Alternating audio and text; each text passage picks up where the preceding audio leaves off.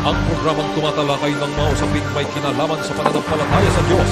Ang pagtatanghal na sasagot sa mga katanungan patungkol sa banal na kasulatan. Reasons of Faith. Anumang uri ng paniniwala na walang pinagbabatayang katunayan o ebidensya ay matatawag na palapalagay lamang. Reasons of Faith deal with the evidence of our faith. Why we believe what we believe. Ito ang programang walang pinapanigan, ngunit mayroong tinitindigan. We don't take side, we take stand.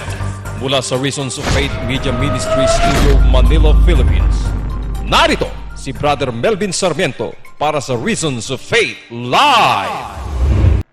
Ito galing kay Brother Les sa Imbasas.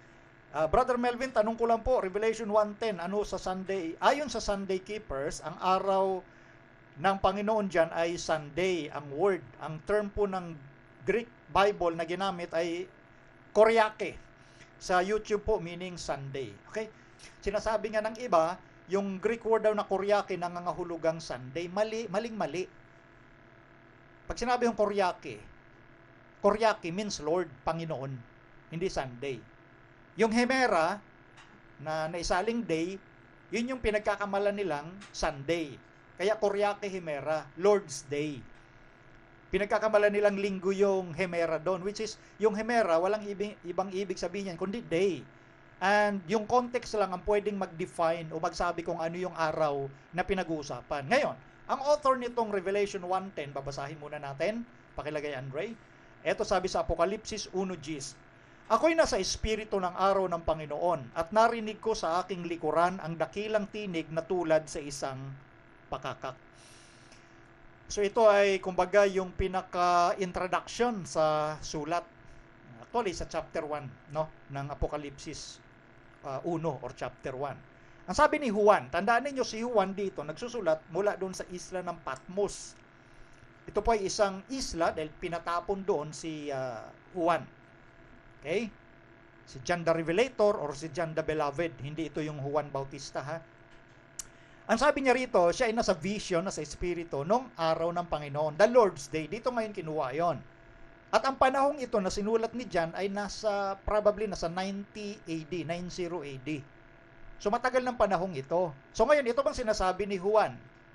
Kagaya na madalas nating gamitin sa pag-aaral ng systematic biblical interpretation, yung tinatawag na chronology. Nung sabihin ba ito ni Juan, ang pagkaunawa niya sa Lord's Day, Sunday? At ito bang sinasabing Lord's Day o araw ng Panginoon? Kumbaga, kung gagamitin natin yung tinatawag na tota scriptura or the totality of the scripture, meron bang mababasa sa ibang bahagi ng libro ng Biblia, 66 books, 39 sa Old Testament and 27 sa New Testament, na nagsusupport doon sa interpretation na Sunday ang Lord's Day? Ngayon, merong inaangkin ho ang Biblia regarding sa usapin ng Lord's Day. Yung day na yon na tinatawag na araw ng Panginoon. O kaya nga tota scriptura para hindi maligaw yung ilan, lalo na yung mga excited lang na nakabasa ng Koryake Hemera, Sunday daw yon. Yan ho ang medyo nakakalungkot din na conclusion agad. So, ano ba sinasabi ng Biblia? Ngayon, pakilagay, Andre, yung next. This Bible text says that the Lord has a day called the Lord's Day. Sa Biblia ho talaga may tinatawag at pag-aangkin na Lord's Day. O ngayon, bago natin tingnan yon, gusto kong basahin sa inyo isa-isa yung sinasabi ng ilang mga, sabihin nating mga ministro or pastor sa iba't ibang samahan ng pananampalataya patungkol dito sa Revelation 1:10, bilang karagdagan po na mga materials para ang iba sa atin ay makapagpasya, mga kapatid man yan na Adventist o mga kaibigan yan mula sa ibang samahan, kung ano para sa kanila. At dito sa conclusion na atin pong bibigay mamaya, no, kung ano yon. Isa-isahin natin itong mga author like Dale Ratzlaff na dating ministro ng Seventh-day Adventist, no? Ang sabi niya sa kanyang libro, Sabbath in Christ, page 325, those who place significance on the first day of the week, being the Lord's Day, they see the first day of the week, the day of the resurrection, as the Lord's Day, while they do not have any specific scripture which calls the first day of the week the Lord's Day. They point to the frequent mention of the first day of the week in connection with the risen Lord. Ayan. Ano ang sabi dito ni Dale Raslap? Siya po ay hindi na Sabbath keeper, no? Pero dito sinasabi nga po niya na yung kahalagahan ng unang araw ng sanglinggo o linggo na itinuturing nilang Lord's Day, yung linggo na araw ng Panginoon, nakikita kasi nila yun dahil daw yung linggo ay araw ng pagkabuhay ni Kristo. Kaya yun ay Lord's Day. Pero wala naman daw silang specific o masasabi mula sa kasulatan na yung Sunday nga ay tinatawag na Lord's Day. Binabanggit lang nila yun dahil sa madalas na pagbanggit ng unang araw ng sanglinggo ay may koneksyon sa pagkabuhay muli ni Kristo. So napansin nyo, maging itong mga Sunday keeper na ito dating Adventist po ito na umalis. Sabi nga sa 1 John 2:19, kasi hindi naman talaga sila sa atin. O ngayon, ito, balik tayo sa issue, no? So, yun lang ang sinasabi nila kahit walang mga espesifiko o maliwanag na sinasabi sa Biblia patungkol dito sa usapin na ang Sunday ba ang Lord's Day. Kasi madalas daw manggitin at ina-associate doon sa pagkabuhay muli ni Kristo ng araw ng linggo. Tuloy pa natin. Ang sabi diyan, extra biblical use of the Lord's Day in connection with the first day of the week. We know from the historical record that the term Lord's Day was a common title for the first day of the week. So dagdag pa niya, mula sa tinatawag na extra biblical use. Ibig sabihin, mga sulat na wala sa Biblia. Na kinokonek nila yung linggo bilang Lord's Day. Mula daw saan? Sa mga historical record. Yung term na Lord's Day ay ipinapatungkol sa linggo. So wala talaga sa Biblia. Nasaan? Historical record. Wala sa Biblia. So mabuti naman itong mga to umaamin. So lumalabas sa unang bahagi pa lang, it's more about presumption. Pag-aakala lang na yung Lord's Day ng Revelation 1:10 ay linggo. Dahil wala nga sa Biblia eh. Pero nandoon sa mga historical record. Isa pa, pakilagay Andre. Sabi rito, ito nga, the regular practice of Christian worship on Sunday came many years after the death of Christ. So inaamin nitong si Dale Ratzlaff, no? Na yung regular daw na gawain ng mga Kristiyano na sumasamba sila sa araw ng linggo, nangyari lang yon matapos ng kamatayan ni Kristo. Many years pa. Matapos yung pagkamatay at pagkabuhay muli ni Kristo. So, si Kristo ay pinako 31 AD, tapos nabuhay din siya. Many years pa ang lumipas bago nangyari yung practice na pagsamba sa araw ng linggo. So, inaamin din ng mga librong ito, no? Ngayon, ito. Ang sabi naman ni Tim LaHaye, ito isa sa mga sikat po ito na mga author at may ginawa itong movie dati. At sumulat siya ng Left Behind series about the rapture or secret rapture. May sinabi siya tungkol sa aklat ng Apokalipsis. Pakilagay Andre yung sunod. Sabi niya rito, they did not meet on the Sabbath but Sunday. Sinasabi niya rito na yung mga patungkol sa mga Kristiyano, hindi daw sila nagtatagpo pag Sabat, kundi linggo. O, tingnan pa natin ha. Sunod. We go to the Lord's house on what we call the Lord's Day as a testimony that we believe Jesus Christ rose bodily from the dead.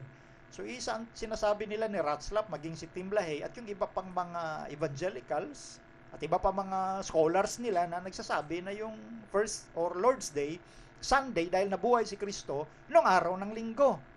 Ngayon, tuloy pa natin ha. Galing isa naman si Dr. Walter Martin. Ang sabi niya rito sa The Kingdom of the Cults, John did not mean that the Lord's Day was the Lord's possession, but rather that it was the day dedicated to Him by the early church.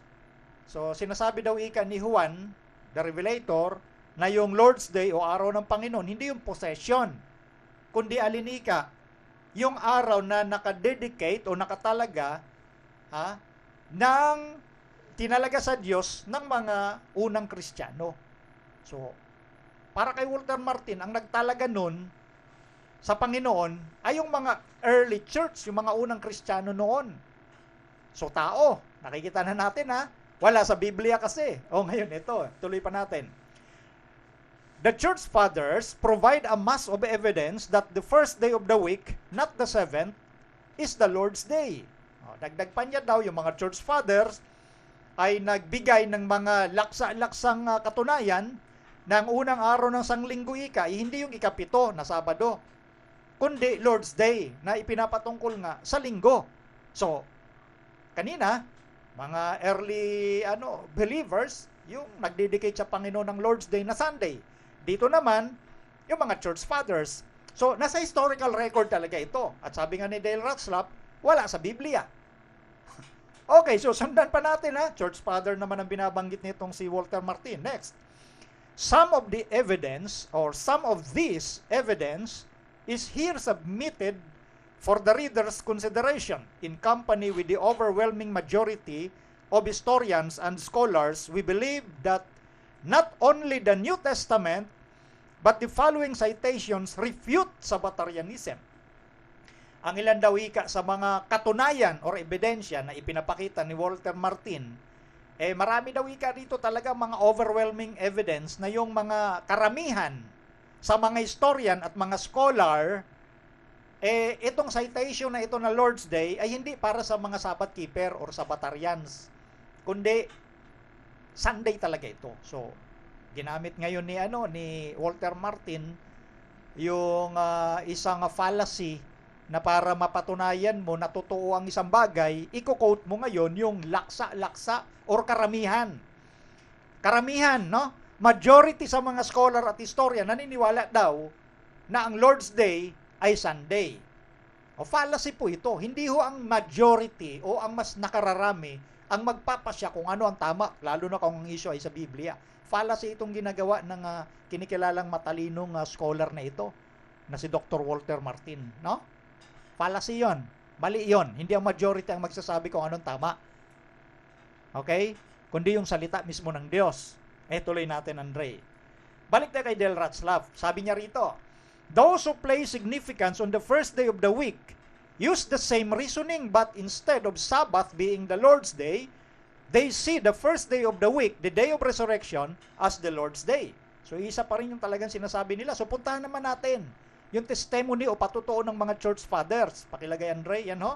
Testimony of the early fathers na tinuturing ding church fathers.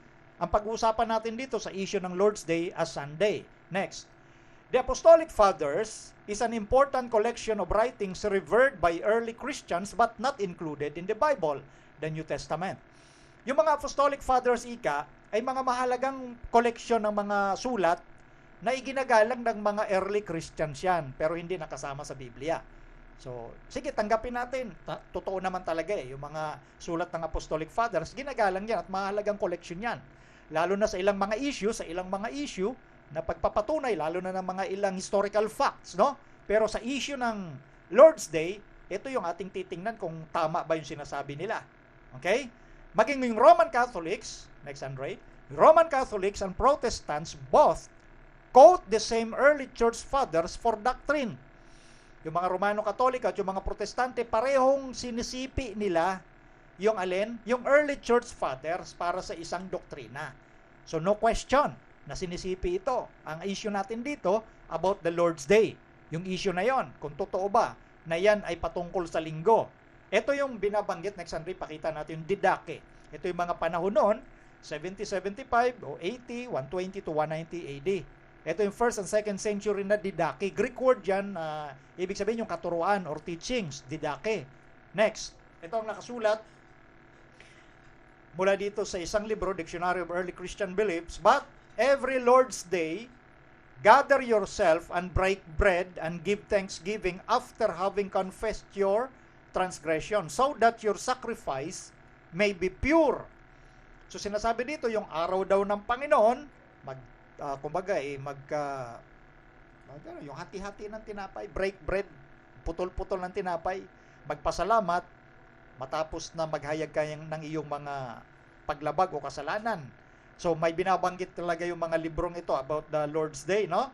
Tuloy natin, Andre. Oftentimes, there are those who quote the Didache the teachings of the 12 apostles as authority for keeping Sunday as the Lord's Day.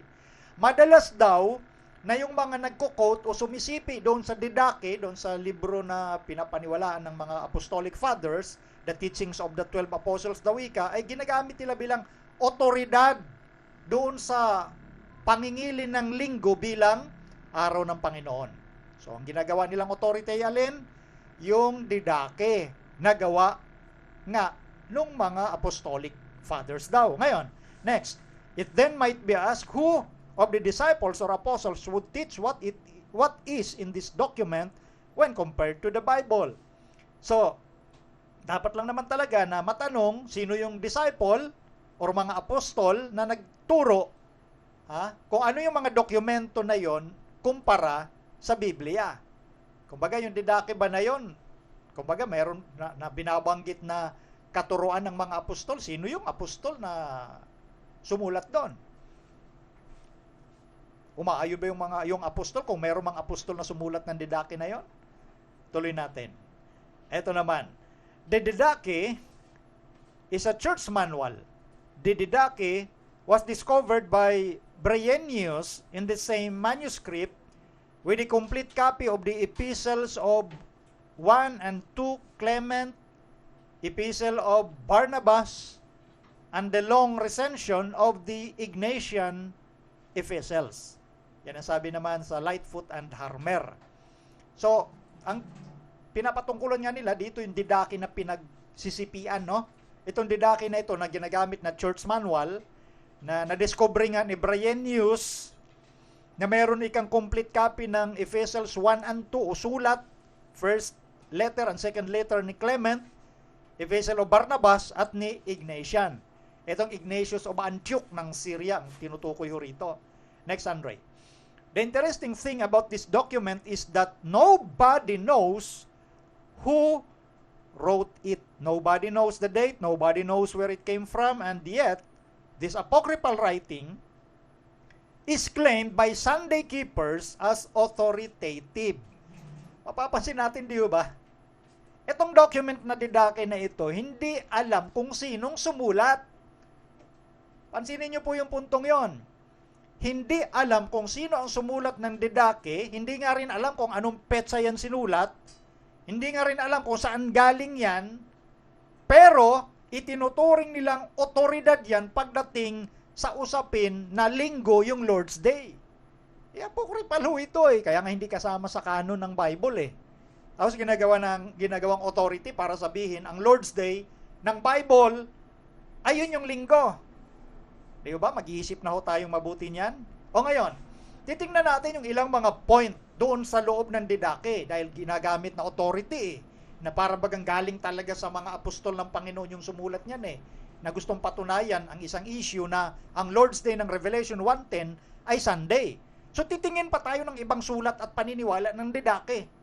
At ngayon, pag binasa natin ito, pwede nating i-introduce doon sa mga naniniwala like Ratzlaff, siyempre mga followers niya, like Walter Martin, sila Tim LaHaye, kung papaniwalaan ba nila ito. Ito, Andre, pakilagay. Halimbawa sa baptism, nakalagay din dito sa Didache, ito, verse 7. Now, concerning baptism, baptize as follows, after you have reviewed all these things, baptize in the name of the Father, and of the Son, and of the Holy Spirit, in running water. Sabi dito ang usapin ng bautismo, magpapabautismo ka, gagamitin mo ngayong formula sa pagbanggit sa Trinity, and then, magpabaptize ka in running water. Verse 2, pakilagay Andre. But if you have no running water, kung wala kang running water, then baptize in some other water. And if you are not able to baptize in cold, then do so in warm. Kung hindi ka makapag-bautismo sa malamig na tubig, gawin mo sa warm water. In verse 3 naman, ito. But if you have neither, kung wala ka pa rin nun, then pour water on the head 3 times in the name of the Father, and of the Son, and of the Holy Spirit. O kung wala ka daw nung malamig o warm water, wala ring running water, wala lahat, buhusan na lang yung ulo ng 3 beses. Yan. Kasama yun sa katuruan ng Didache 3 times, dahil yung unang buhos, in the name of the Father, Pangalawang buhos, in the name of the Son. Pangatlong buhos, in the name of the Holy Spirit. So bubuhusan yung ulo, 3 beses. Sunod pa, Andre, pakilagay. Verse 4. And before the baptism, bago ka binyagan, let the one baptizing and the one who is to be baptized fast as well as any others who are able. Also, you must instruct the one who is to be baptized to fast for 1 or 2 days beforehand. Ito pa yung ritual ng ginagawa dito sa katuruan ng didakehan na authority daw. Bago ika yung bautismo, yung magbabautismo at yung babautismohan ay mag-ayuno. Mag-fast, mag-ayuno. Ha? At turuan mo na, sabi rito, turuan mo doon sa binabautismohan na mag-ayuno ng 1 hanggang 2 araw bago yung bautismo. Tanong, meron ba ganun sa Biblia ang katuruan? Na bago ka bautismohan, mag-ayuno ka ng 1 hanggang 2 araw? O maging yung magbabautismo, tinuruan ba ni Kristo na mag-ayuno ang magbabautismo? Ano ba ang nakalagay na turo ni Kristo sa Matthew 28:19? Bautismohan niyo sila sa pangalan ng Ama at ng Anak at ng Espiritu Santo. Na ituro ninyo sa kanilang gawin ang lahat ng iniutos ko. Meron ba sinabi doon na bago niyo bautismohan, mag-ayuno muna kayo? O ngayon, yun yung ating sinasabi doon sa mga nagko-quote sa didake. Kung tinuturon yung authority, yung mga binanggit nating mga pangalan kanina ng mga respetadong tao sa evangelical Pag nagbautismo naman talaga sila, lubog sa tubig Ba't hindi buhos? 3 buhos na lang. Para consistent yung sinasabi ninyo na tama yung mga katuruan dyan na kinukote sa didake. Isa pa. Ito naman, Andre, pakilagay. Sa issue naman ng pag-ayuno, verse 8, but do not let your fasts coincide with those of the hypocrites. They fast on Monday and Thursday, so you must fast on Wednesday and Friday. May kinalaman sa pag-aayuno, ika. Kailangan yung pag-aayuno mo ay huwag sumabay doon sa mga ipokrito. Bakit? Yung mga ipokrito daw ay nag-aayuno ng Lunes at Huwebes. So ikaw, dapat mag-ayuno ka ng Miyerkules at Biyernes. Tanong, meron ba sinasabi ang Bible na araw na pipiliin mo para ka mag-ayuno? Di ba? Ito ba'y ginagawa rin ng mga nabanggit nating nagko-quote sa didake bilang authority ng katuruan? Wala rin ganon. Next. Pagdating naman sa panalangin, nor should you pray like the hypocrites. Instead, pray like this, just as the Lord commanded in His gospel. Pray like this 3 times a day. Tanong, mayroon ba sinasabi ang Biblia na ganitong araw ka lang dapat manalangin? Ganito karaming beses? Meron bang ganon? Na ganito karaming beses lang dapat manalangin 3 times a day. Di ba, ang turo nga ng Biblia, lalo na ni Pablo, manalangin ng walang patid, tuloy-tuloy, nagtatrabaho ka man, ano man ang iyong ginagawa, naglalakad ka pa uwi, sumasakay ka halimbawa sa sasakyan pa uwi, nagpe-pray ka, silent prayer. Bukod doon sa tinatawag na personal, individual prayer. Meron pang prayer sa family prayer. Meron pang prayer sa gathering. Pero walang sinasabi ang Bible na 3 beses ka lang manalangin sa isang araw. Ganyan din ba ang actually, yung mga evangelicals na nanalangin, lagi-lagi yan. At yan, syempre, magandang virtue yan. At kumbaga, gampanin. Tama lang na laging manalangin. So, ang point lang natin dito, kung pinapaniwalaan ito ng mga nabanggit na nagko-quote dito, di gawin niyo rin itong mga sinasabing iba pang bagay sa didake. Ito naman, next, Andre, concerning the Eucharist. Now, concerning the Eucharist, itong misa, just as this broken bread was scattered upon the mountains and then was gathered together and became one. Ano sabi rito? May turo din itong didake pala para sa misa. Di ba ito yung misa na ipinagpatuloy ng Roman Catholicism? At dito sa misang ito, nandito yung principle ng transubstantiation. Ano yung transubstantiation?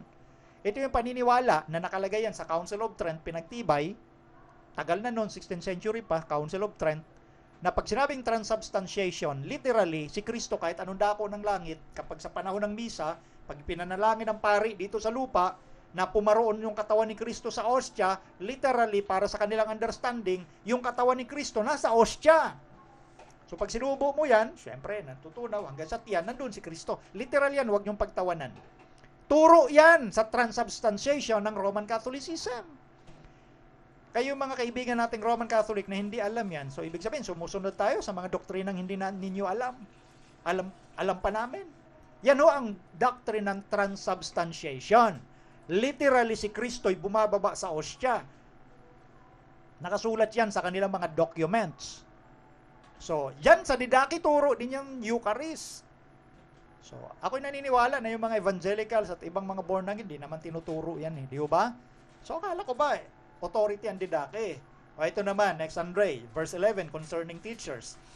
So, if anyone should come and teach you all these things that have just been mentioned above, welcome him. But, if the teacher himself goes astray and teaches a different thing that undermines all this, do not listen to him.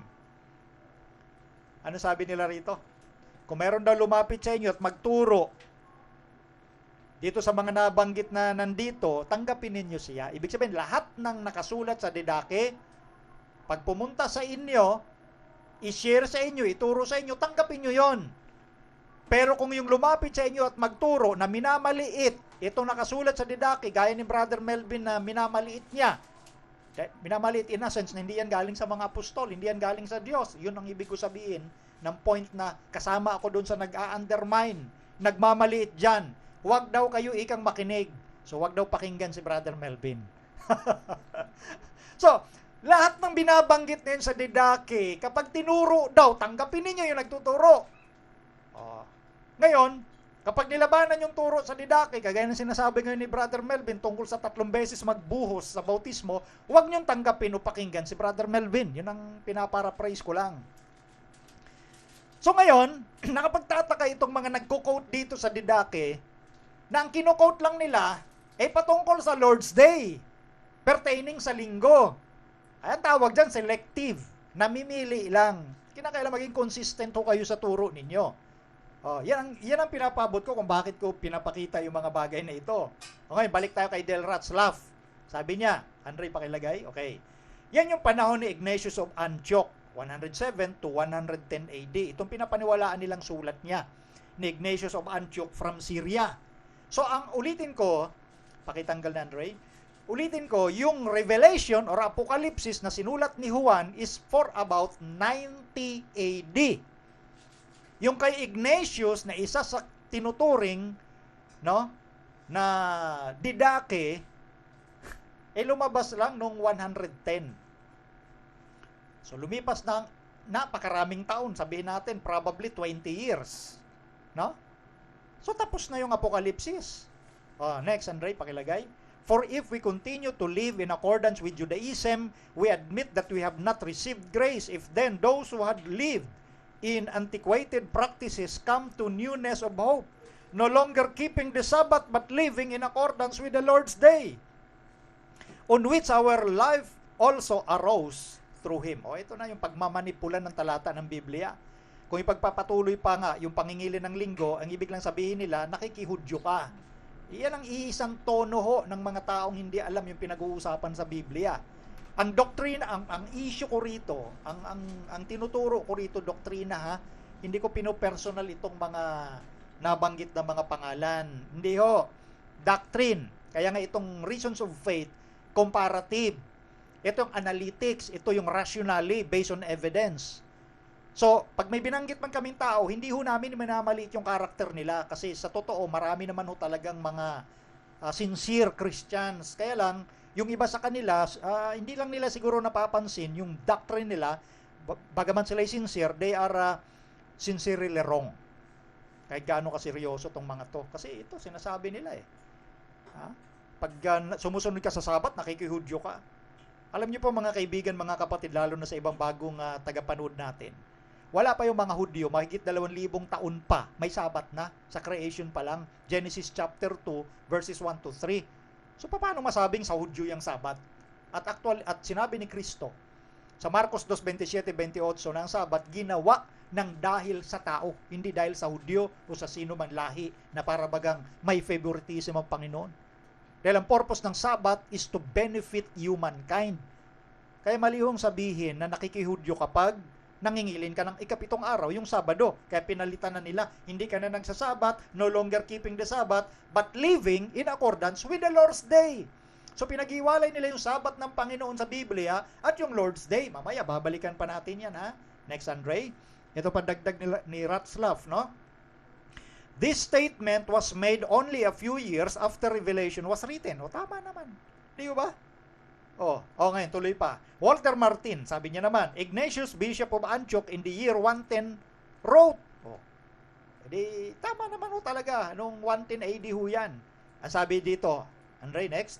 If then, those who walk in the ancient practices attain to newness of hope, no longer observing the Sabbath, but fashioning their lives after the Lord's day, on which our life also arose through Him, that we may be found disciples of Jesus Christ, our only teacher.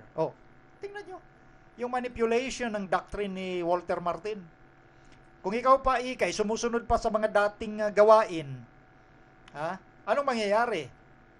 Kung sumusunod ka sa mga dating gawain, kaya nga ika hindi na dapat nag-observe ng Sabat, kundi ayusin mo yung buhay mo ayon sa buhay, no?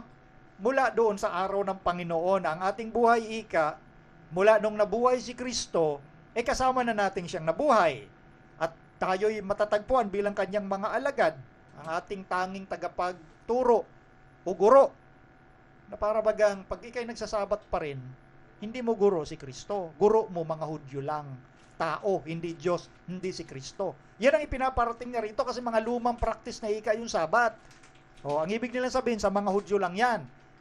Kaya ang dinidiin nila, yung Lord's Day kapalit ng Sabat. At ang Lord's Day para sa kanila, Sunday. Kanino galing? Kay Ignatius. Lalo na doon sa Didache na kinote natin kanina, sana ginamit na rin nila Walter Martin. Yun pong pagbibinyag na 3 times kasi kung kinukonsider nilang authority yung Didache. Ngayon, punta tayo ngayon dun sa mga sulat na lang ni Ignatian, naisulat na yon 110, 20 years after na naisulat yung Apokalipsis. Ang sabi dito ni Walter Martin, next, Andre. John did not mean, ito yung binanggit kanina nabinasa na natin, John did not mean that the Lord's Day was the Lord's possession, but rather, it was the day dedicated to Him by the early church. So, sinong nag-dedicate ng Lord's Day? Early church. At ang sabi nga niya, yung Lord's Day ng Revelation 1:10, sabi niya, hindi yun Lord's possession. Araw nga ng Panginoon Paano mo masasabing hindi possession o pagmamayari ng Panginoon araw nga ng Panginoon? Meron bang araw ng Panginoon na hindi siya ang nagmamayari? O halimbawa, damit ni Melvin, hindi ba ako nagmamayari ng damit? Sinabi na nga, damit ni Melvin.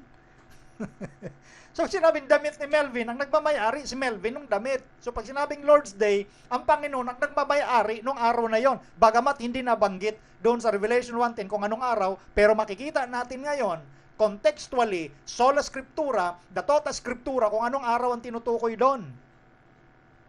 At kanina nga, dininay na agad natin na Sunday yon. Bakit? Si Ignatius at yung Didache lang Yung nagsulat at nagsabi, at aminado naman sila, maging si Walter Martin, yung Lord's Day araw na itinalaga ng mga unang mananampalataya sa iglesia. Yung early church. So, hindi galing sa salita ng Panginoon. Kita mo? Sa bibig mismo nila nang galing. Kaya nga sabi natin, ang isda, nahuli talaga sa bibig yan. Hindi yan sa buntot, hindi sa katawan, sa bibig. Walang mula sa Panginoon ito.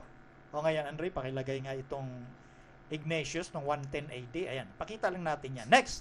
Yan, second century. Next, the date most commonly assigned to the martyrdom of Ignatius is December 20 AD 116. Ito daw yung kapanahunan na pangkaraniwang ina-assign daw doon sa pagiging martyr ni Ignatius noong December 20 AD 116 ayon kay George Jackson doon sa The Apostolic Fathers, no? Next, Andre, scholars have noted that Eusebius has listed only 7 letters as written by Ignatius. Ngayon, yung mga scholar, napansin dito na ang nailista lang ni Eusebius ay 7 sulat mula kay Ignatius. 7 sulat. Ito, ilan lang sa mga issue na ilalabas natin, no? Etong sabi naman ni Videlius in 1623 published the 7 letters in 1 volume and placed the questionable 8 in another. So dito na may mga pumapasok na ng mga questionable kasi ang sabi 7 letter lang mula kay Ignatius. Next, the 7 letters accepted as genuine are now known as the longer recension. J.B. Lightfoot states that the middle recension, which was known to Eusebius, preserved the original form of the letters.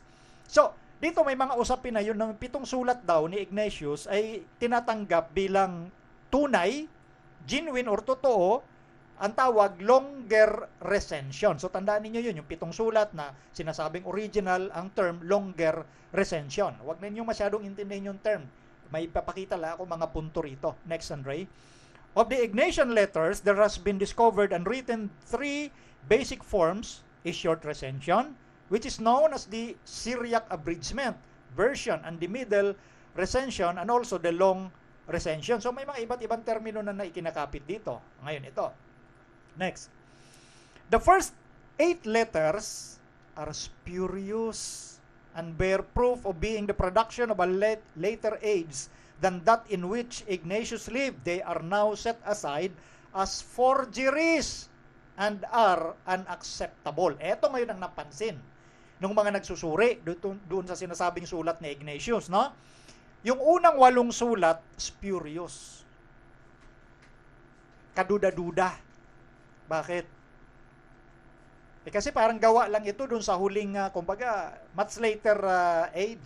Ibig sabihin, kung yung original sinulat ng 110, sabihin natin, masyadong malayo na yung first 8 letters na kaduda-duda ika. Ha? Ito ay gawa lang ika noong later age lang kumpara doon sa panahong nabuhay talaga si Ignatius. Kaya yun ay isinantabi at tinuring na forgery. Sabihin, dinaya, nilikot, may mga binago, at hindi nakatanggap-tanggap. Forgeries and unacceptable. Next, Andre. But what about the 7 letters in the longer recension ng 4th century? Ano naman ika yung 7 letter na tinuringan nga na longer recension ng 4th century? Next. They too are now repudiated by serious scholars as unworthy because of additions and interpolations. O ngayon, yung tinukoy na ay longer recension na dati-rating tinatanggap na galing talaga at sulat yan ni Ignatius, ngayon, ito na ika, sangayon sa pag-aaral ng mga scholars, repudiated na, hindi na kinikilala na bilang genuine. Dahil, anong dahilan? Ba't di na kinikilalang galing kay Ignatius? Kasi may mga dagdag, merong mga interpolations, may mga dinagdag, may mga inalis. Parang botohan lang Parang botohan lang dito sa Pinas sa ibang mga bansa na mayroong interpolations, di ba? So ito yung nangyayari. O ngayon, next, Andre. Itong scholar na si Albert Newman, ang sabi niya, patungkol doon sa pinag-uusapan natin na Ignatian letter, this form is now universally regarded as a gross fabrication and it's supposed to have been composed in the 4th, 5th, or 6th century. Ano sabi ng scholar na si Newman? Ito ika, patungkol nga doon sa usapin ng Ignatian letter, universally, ito ay tinuturing na gross fabrication. Yun nga, gawa-gawa lang. Matinding fabrication. Ano pa, dagdag pa ni Newman. Next, some accept these writings as in the main genuine but suppose them to have been interpolated to a very considerable extent. Yun na, interpolated na. Next, have been interpolated beyond almost any other document of history. Obo, mas matindi pa dinagdag ni Newman Mas nilikot pa ito. Ito, ginagamit ko na lang yung mga terminong mas maiintindihan ng mga Pilipino. Mas nilikot pa ito kaysa ibang mga dokumento ng mga sinaunang kasaysayan. Mas malala pala itong kay Ignatius. Matinding paglilikot. Ito naman, sabi naman ni Kersop, another scholar, the text of this recension is nowhere extant in a pure form. So, hindi na busilak, hindi na malinis. Yan nga yung turing na ng mga scholar na ito balik tayo kay Lightfoot. Sabi niya, the Ignatian question is the most perplexing which confronts the student of early Christian history. Kita nyo? Maging si Lightfoot, mamaya babalikan natin si Lightfoot. Kay Philip Schaff muna tayo. So interpolated, curtailed, and mutilated by pious fraud that it is today almost impossible to discover with certainty the genuine Ignatius of history.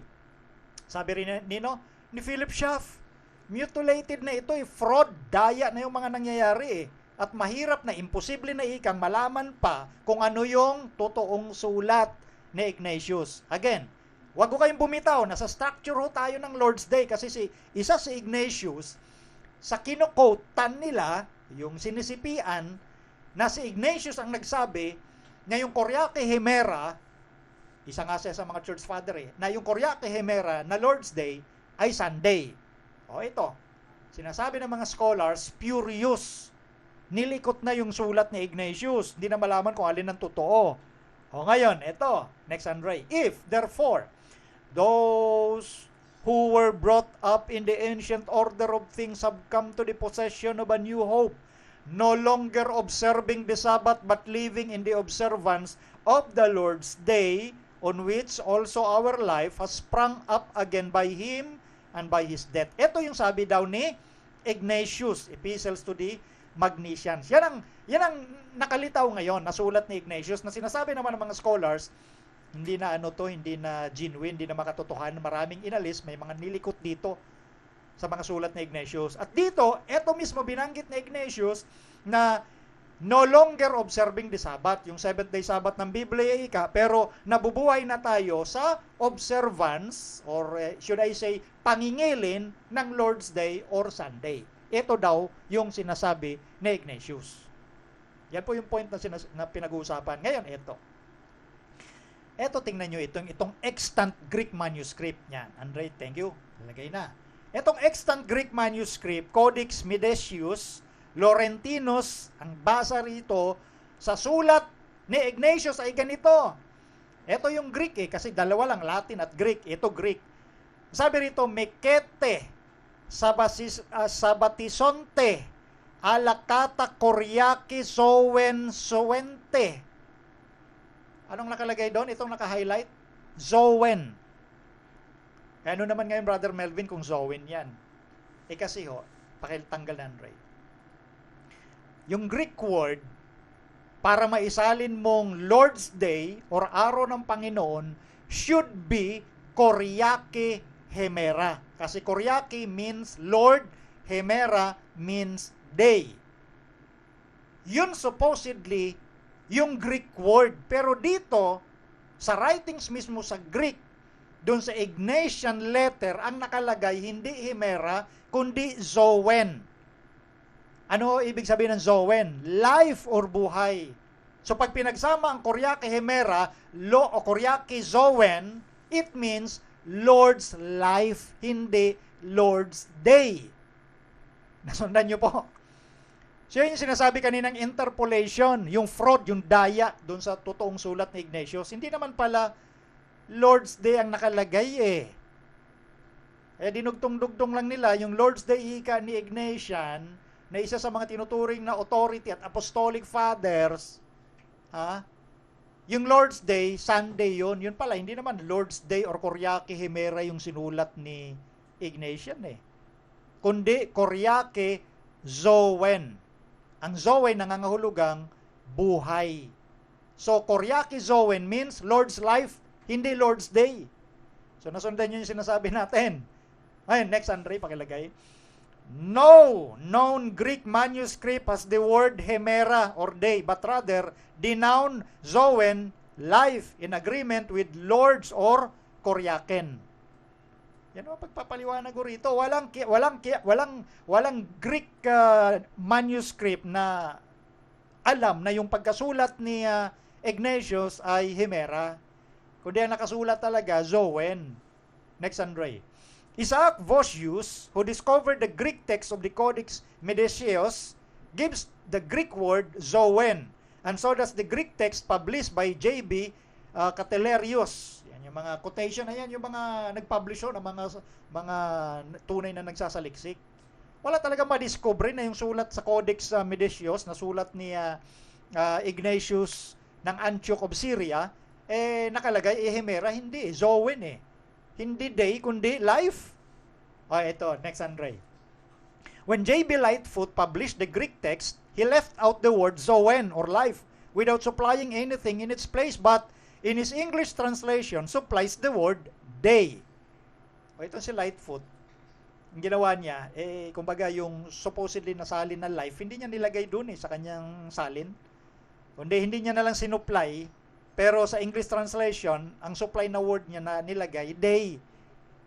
Ako naniniwala, alam ni Lightfoot na hindi naman talaga day nakalagay, kundi life, kasi sa original Greek, zoen nga yun Next, eto pa. Lightfoot was honest enough because of his scholarly reputation to state in a footnote that in the original Greek text, the word in Greek is zoen, and that it appears in the Medician and Colbertine manuscript. O, kita. O, dito naman, napapurihan naman si Lightfoot. Bakit? Naging tapat naman siya Bakit? Bagamat doon sa unang sinabi doon, inumit niya yung word na dapat ay ilagay niya po doon ang tamang nakalagay, which is zoen, pero dito may footnote na naman siyang sinabi na sa original Greek, ang nakalagay zoen. O dito, naging honest naman siya Di ba? So, yun yung pinag-uusapan natin na yung Lord's Day, Sunday, na galing doon sa quotation sa ilang mga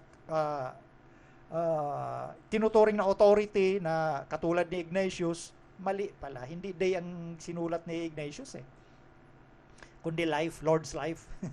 Next, Andre. Galing naman kay Adolf Helgenfield. Sabi niya, that prior printed editions and the Greek text gives Koryaken, zoen, Lord's life. So, ang nakalagay, ayon sa scholar na ito, Koryaken zoen, which means Lord's life. Hindi Koryake himera, which means Lord's day.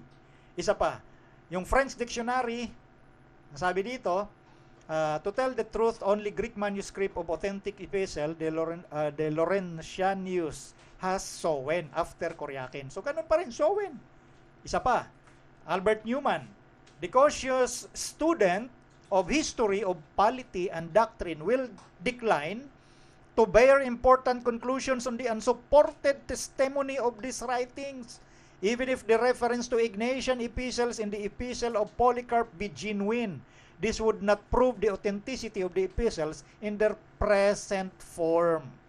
So, anong sabi rito ni Newman? Yung mga maiingat daw na mga estudyante ng kasaysayan, yung nag-iingat talaga, no? Meron silang integridad.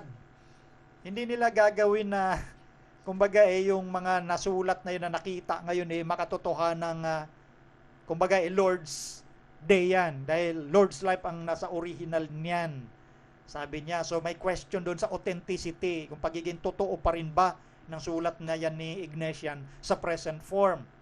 Next, on this view, the passage does not at all refer to the Sunday or Lord's Day, but even in the opposite supposition, it cannot be regarded as affording any positive evidence to the use of the term Lord's Day, for which it is often cited, since material word himera or day is purely conjectural. So yung word na yon, dinagdag lang yon.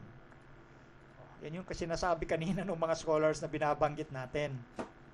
Kaya nga, yung pangungusap dun sa talata na nagre-refer yung Lord's Day sa Sunday ay hindi totoo. Yun ang sinasabi lamang dito ni John Quito sa kanyang Encyclopedia of Biblical Literature. So yan, sinite natin yung historical record na pag-amin din nila Ratzlaff na yung Lord's Day na Sunday ay galing lang sa historical record. It means to say, wala sa Bible na ang Lord's Day Sunday. Ganon din ang sabi ni yung isang scholar, no, na yun ikang Lord's Day na Sunday, dinedicate lang yon ng mga early church. Oh, di ba? Walter Martin ang nagsabi noon. Kaya tama naman sa historical record, wala sa Biblia na yung Lord's Day ay Sunday. O ngayon, puntahan natin yung Biblia, pinakahuli. So, kung merong possession ng Lord's Day, ang Panginoon na nagmamay-ari ng araw na yon, kaya nga araw ng Panginoon, ano yung araw ng Panginoon? Kapag pinag-uusapan ang sola scriptura, which means let the Bible speaks for itself, scripture alone, and the tota scriptura, or the totality of the scripture. Sa kabuuan ng Biblia, meron bang sinasabi kung ano yung araw ng Panginoon o Lord's Day? Eto, pakilagay Andre. Isaiah chapter 58 verse 13. Sa Complete Word Study Bible Translation, ang sabi rito, if thou turn away thy foot from the Sabbath, from doing thy pleasure on my holy day, and call this Sabbath a delight, the holy of the Lord. Anong sabi ho doon? Meron ditong pagmamay-ari, inaangkin mismo ng Panginoon, Lord's possession. Kung iuurong mo ika ang iyong paa sa paggawa ng anumang gawa sa araw ng Sabat, na gawin ang iyong sariling kaluguran on my holiday. So meron siyang inaangkin na banal na araw. Therefore, araw ng Panginoon ito.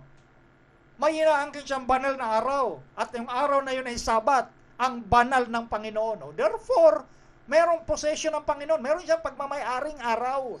Sabi niya, aking banal na kaarawan. Ano yon? Yung Sabat. Ang nagsulat nito, mga Hudyo. Isaias, Hudyo. Si Juan na nagsulat ng Apokalipsis, Hudyo. Mga Sabbath keeper sila. Therefore, yung sinasabi na yon ni John the Revelator na araw ng Panginoon, yung panahon na pinagpakitaan siya ng pangitain, yun ay araw ng Sabat. Yun yung araw ng Panginoon. Yun ang Panginoon na nagmamayari. Kaya nga hindi tama na sabihin ni Dr. Walter Martin na yung araw ng Panginoon, hindi possession ang pinag-uusapan. Possession nga eh. Pagmamayari yun ng Panginoon yung araw. At sa Biblia, yung araw na yon ay Sabat. Di ba? Next, Andre, pakilagay nga ito. Babalikan natin dito naman sa English Standard Version. Ang sabi dito, if you turn back your foot from the Sabbath, from doing your pleasure on my holiday, and call the Sabbath a delight, and the Sabbath and the holiday of the Lord honorable. O, kita nyo? Kahit anong translation, possession talaga ng Panginoon yung Sabat. My holiday of the Lord. So therefore, may sariling araw o kaarawan ng Panginoon dahil siya ang may gawa nun. O ngayon, pagbaba ni Kristo sa lupa, ito ang sabi, Andre, pakilagay. Mark 2:28, therefore, the Son of Man is Lord also of the Sabbath. O, kita nyo? Si Kristo ikay alin? Panginoon ng Sabat. O, therefore, mayroong tinatawag na Lord's Day. Yun yung araw ng Panginoon na inangkin sa Isaiah 58:13 na araw ng Panginoon yung Sabat. At sinabi mismo ni Kristo, siya yung Panginoon ng Sabat. Therefore, araw ng Panginoon yung Sabat. Kung Biblia ang pag-uusapan, never and never na binanggit sa Biblia na yung Lord's Day o kaarawan ng Panginoon ay ipinapatungkol sa araw ng linggo. Aminado nga sila eh. Dale Ratzlaff, sabi niya, kanino galing? Historical record. Wala sa Bible. Oh. Walter Martin, kanino galing? Early church. So, wala sa Bible. Di ba? Sino pa? Si Tim LaHaye. At so on and so forth. Lahat ng mga nagko-quote na yon. Anyway, yung iba naman kasi doon, di naman nila alam. Yung iba nagko-quote na yung Lord's Day, mula ika sa mga turo ng mga sinauna pang mga kinikilalang otoridad, Apostolic Fathers, hindi naman nila alam yung iba ngayon eh. Kanila pasa-pasa lang na paniniwala eh. Di ba? So, maliwanag ho, ang Lord's Day as Sunday, galing lang sa tao. Pero ang Sabat na araw ng Panginoon, galing sa Biblia, na ang araw ng Panginoon is none other than Sabat or Saturday. Okay? Yun po yung karagdagang paglilinaw doon sa usapin na yan.